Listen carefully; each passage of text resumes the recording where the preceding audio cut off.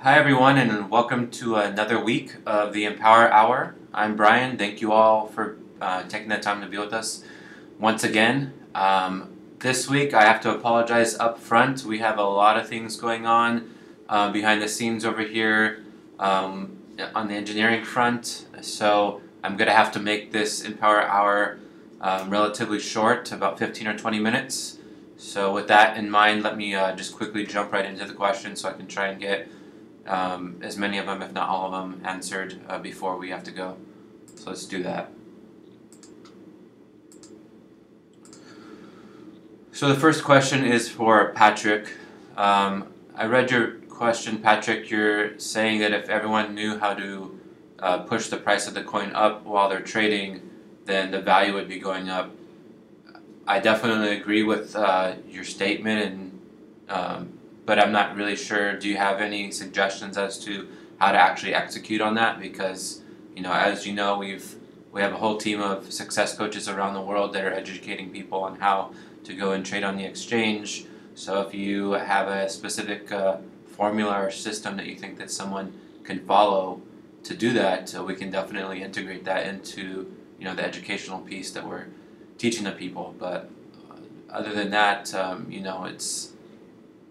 we're pretty much the main focus, like you mentioned, is we're trying to get the volume up. We're trying to make sure that it makes it really easy for anyone that cashes out from Empower can easily go and sell their coins on the exchange and get their local currency for that. That's the main intent, driving the price of the coin up. If we can do both at the same time, that's great. But I'm not really sure what you're seeing as a way for people to push the value up. So if you have some ideas, please feel free to send it to us at thecoin@empowr.com and we'll take a look. Otherwise, I'm not really sure what more can be done.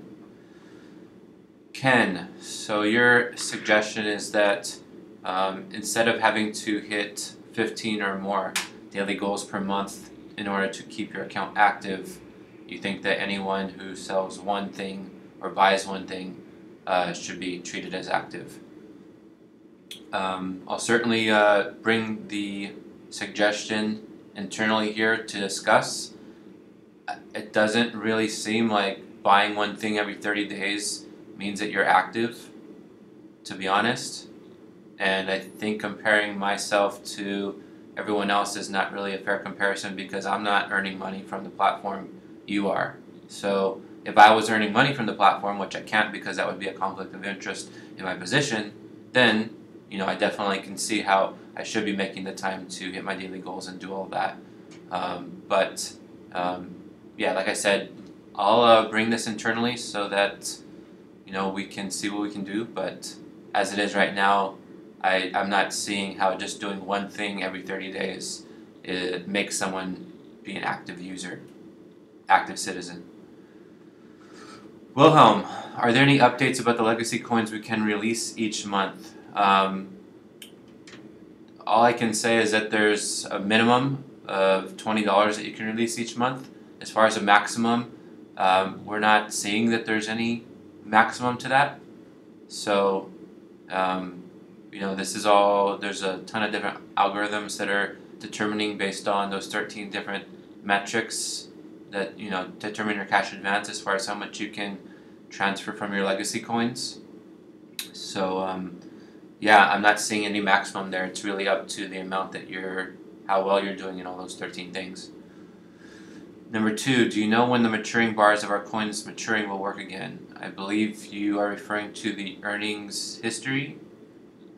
We actually have had someone working on that this week. It's been fixed. We just need to push it out to the live site, and that will likely happen Monday or Tuesday of next week. Marie, hi Brian, is there any update on the bought and sold listings being placed on the IVE bought and sold pages in the marketplace? That also has been worked on this week. It's ready to be released, which will be on Monday or Tuesday as well. James,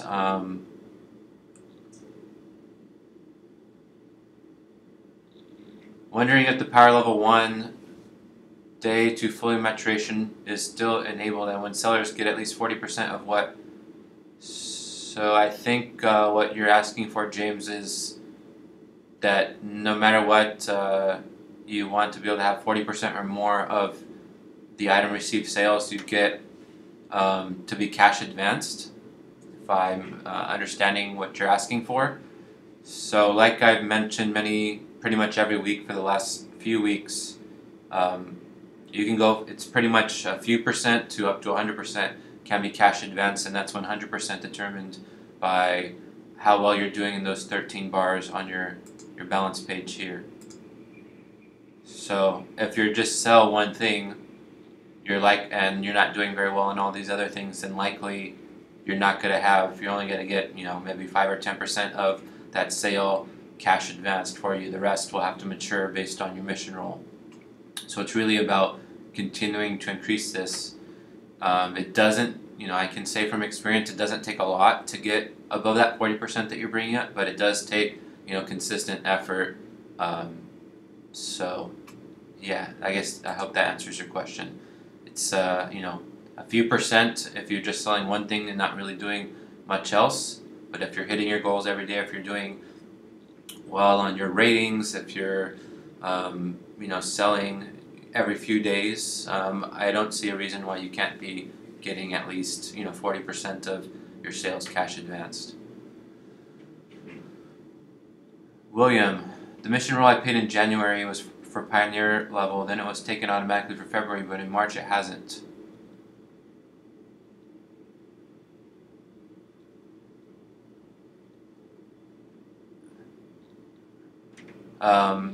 So you're asking that because you were not your Pioneer level for a few days in March, how will that affect your maturation of your earnings? It doesn't. So as far as your maturation goes, the very day that you buy a mission roll, that's all the earnings that you have. They now revert to whatever maturation level that is. So that means if you have 50 days worth of 50 days matured earnings, and you go from being a volunteer to being a founder, immediately all of those 50-day matured earnings, anything from 30 days to 50 days, are automatically fully matured. So it just matters that at the time that you buy the mission roll and continue to be that mission roll, all the earnings that you have will be fully matured based on the maturation level for that mission roll. I hope that makes sense.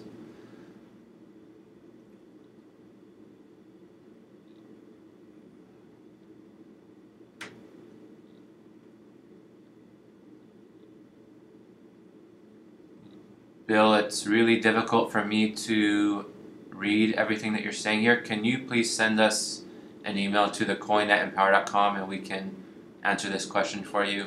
Sorry, it's just we're short on time this week. Sergey, why is bar number 5 constantly red even though I have confirmed sales? Bar number 5, get more of your listings to sell. So that bar, get more of your listings to sell, right here.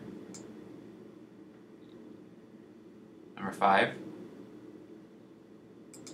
So what that bar means is, let's say that you're hitting your daily goal every day. That means you're likely listing, 20 to 30 items per month. Now, if you're listing 20 to 30 things, but you've only sold, 5 of them, as an example, then you're only selling about 25% of the things that you're listing, which is not very good, which would be why you're red in that area. So the intent of this bar, if everyone can recall, is that we had a real problem in the past where people are listing whatever they want, putting outrageous prices just so that they could hit their daily goal, with the intent of earning and cashing out those earnings. So what this metric right here was built to do is basically not let those people benefit from doing things like that. If you're listing things just to list them and you have no intent of actually selling them, you're not going to be having much to spend in the marketplace, and you're not going to have much to cash advance. So that's what the intent of this number 5 is. If you're listing things and more or less they're selling, then you're going to do well here and you'll be in the green. 2, does 13 bars affect ripening coins? I'm assuming you mean maturing coins. So yeah, the 13 bars determine how much of your currently maturing coins can be cash advanced. The better that you're doing in those 13 bars, the larger the percent of the coins that you earn will be available for cash advance. How today is the calculation of the points needed to complete the mission goal for the month? So looking at the leaderboard and how many points people have, the average is about a few thousand points is what it takes to be considered at the top of the group. What you're referring to is we take the average of the top 100 people, whatever that is, that sets the goal, and then however you did the previous month, your goal is to basically improve on that by 5 to 10%. By doing that, that's how you hit your mission goal for the month. It looks like you're pretty close to doing that already, Sergey, based on what I'm seeing in your bar. So, in your case, let's say that you got no mission points last month, so you're trying to improve by 10% compared to the top people. So really that means you need to get a few hundred mission points to hit your goal. So I hope that answers your question. Not sure I fully understood, but I hope that answers your question. Ruth, Bobby, besides the much needed maturing coin correction for all funds reserved for purchases pending, the marketplace needs all active buy-sell listings shown. Yes, so like I mentioned a couple minutes ago, showing the listings that are bought on your I've sold and I've bought pages, that'll be fixed on Monday or Tuesday.